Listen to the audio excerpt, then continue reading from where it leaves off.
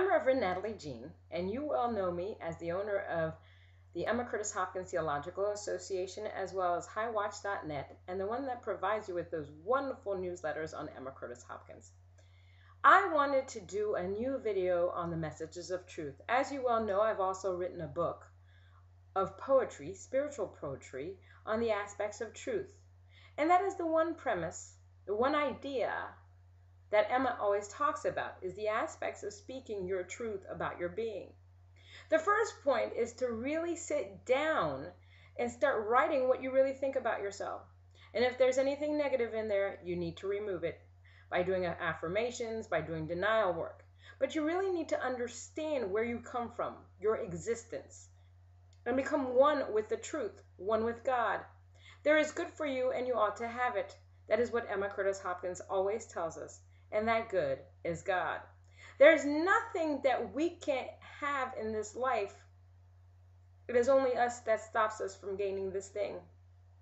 Emma often tells us that we are in a dream state, that we need to wake from this dream state and understand our truth. Once we wake, we will lift the veil of human conditioning and we will see the truth revealed, that God is all, that we are all, that life is about love, the greatest power in the universe.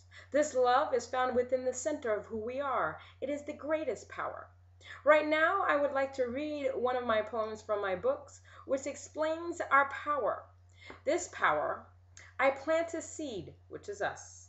Watch it grow into a wonderful, beautiful flower that is you and I. As I grow and learn to know, God is all I see. I am ready to be me. All challenges and errors, something trying to create terror, has no place within me, ceases to be. From what I have learned, everything I have earned, all power is given unto me. I rejoice with glee. My power is God's power.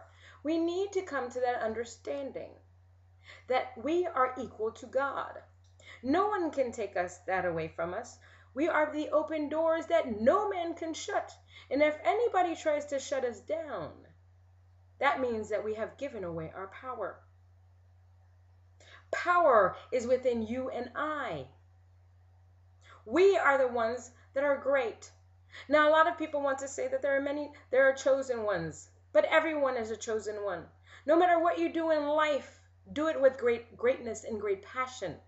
Speak your truth about your being, that you are beautiful, that you are great, that you are a success. And if you are an author, that you're a great author, that you're a best-selling author, that you're the greatest speaker, that you are the best at everything that you do. And watch your life turn around. But you need to embody these things. You need to know these things. And you need to know that you're so worthy and deserving of all the things that you want.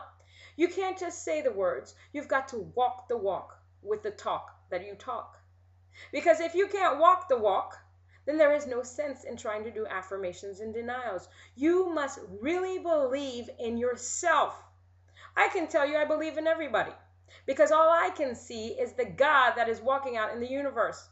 I try to project love from my heart each and every day, so that is all that I see when I'm walking out every day.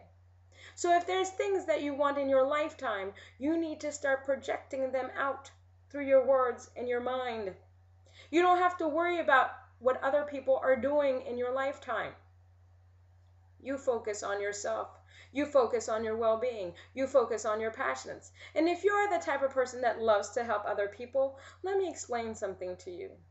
All the things that you do when you make yourself right and you make yourself whole, that means somebody else out there in the universe is making themselves whole and making themselves better because you've decided to make a change of good, a change of knowing, a change of understanding. We have to come to an understanding that, when we were born, all we knew is love. We only knew love from our parents. And even the people that, had parents that abused them and stuff like that, the first thing that they knew was love because their parents are going to love them that instant. And we only know God. We know nothing else. And as we grow older, we get into this society and then human conditioning puts a veil over us and we forget everything about spirit and about loving ourselves. We need to get back to that place where all we need is love. And all we know is love. There's a part in Emma Curtis Hopkins' Bible Interpretations 4th series where she tells us you don't say, I need love. You said, I am love. You say, I do not think. I am thought. These are two beautiful phrases that she uses, two beautiful affirmations that she uses that I think give wonders to our life.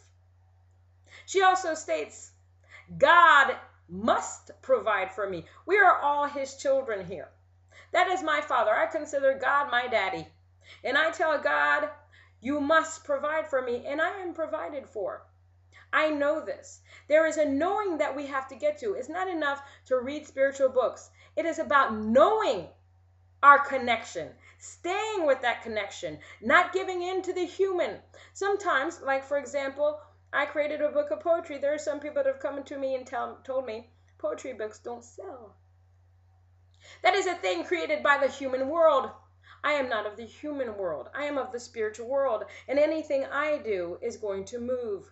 Emma's taught me that. God has taught me that. My pastor has taught me that. Many spiritual teachers have taught me this. And you, anything that you do where somebody's telling you that you can't do it, you say, peace be still. And you know within yourself that whatever you do is going to move. And the success that is going to grow out of there is going to be so amazing. Everybody's going to want to learn how you did it. And I'm here to tell you, all you have to say is God. I came to an understanding of God. I came to an understanding of my oneness with Spirit. How great is that? We need to stop all the noise of people trying to tell us what's right and what's wrong. And we need to sit down with God and have God explain to us what we need to do next. Sometimes there is a thought that comes to us, there's a belief that comes to us, and we may call somebody for help on something, and then they give us a whole new spin on it, rather than us listening to ourselves, because there's something in us that is always guiding us to do many different things. And we need to start listening to that. We don't listen enough to our own selves to know that we are all guided. There are many people that here that are very clairvoyant. We just don't tap into our own selves to understand that we can do the same things. If you have a passion, go for it. This illusion that you have to work a 9 to 5 job every single day and do a 9 to 5 job where you don't even like it so you can just make a living is a falsity. God is your provider. And when you do the thing that you're supposed to be doing in this life, believe me, God will always provide. God is providing for you even if you're not doing your passion. You just have to open your eyes to see it, to know it, to embody it. Know your truth. Move with your truth. These are the messages of truth. You are the greatest power, the only power, and no one can knock you down unless you allow them to knock you down. I'm here to tell you that I can't be knocked down, and neither can you. Embody that. When somebody is telling you no, you tell them yes. You don't even have to say it out loud. You say it in your head, because there are many people that are going to try to tell you you can't. And I'm here to tell you, speak your truth and say that you can. Let people see your power. Let you move mountains. Show your greatness. Show that God in you outshine the rest of the illusion that is trying to tell you no. You are God. You walk in God, and God moves in you. Messages of truth. Know your truth. Speak it every day. And do everything in love. Namaste.